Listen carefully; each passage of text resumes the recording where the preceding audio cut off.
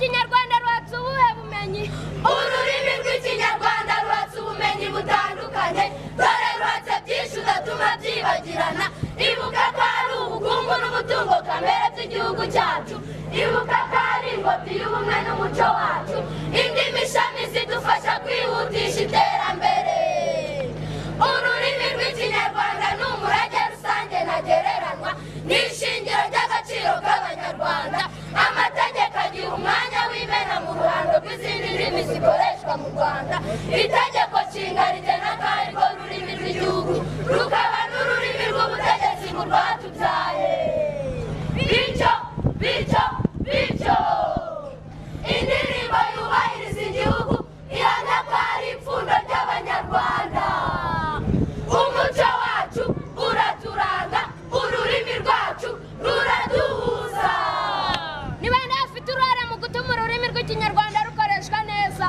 abayobozi muri rusange mutwemerere kuvangavanga indimi bicike.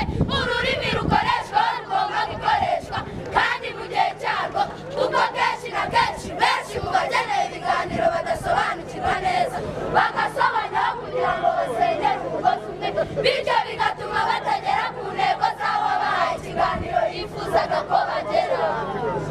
abayobozi b'amadini, abanyamakuru, tubaye intangarugero tugakoresha ururimi rw'ikinyarwanda neza, tugakoresha amabwiriza y'imyandikire y'ikinyarwanda, twaba urugero rwiza bigatuma dutoza abatuyoboka gukoresha ururimi rw'ikinyarwanda neza. ukoze hasi unyibutsa gutora ibuye, reka nkwibarize wowe mubyeyi, nibyo koko nigishijwe kukubaha, ariko se ngira impumbu nkahungerwa, nkahungabanya umubiri wose iyo utanoza ikinyarwanda kinoze, ukantuma kwa mujomba aho kuntuma kwa marume, ukantuma kwa shangazi aho kuntuma kwa masenge. bityo nzaba inzirakarengane yo kutamenya gukoresha ikinyarwanda kinoze.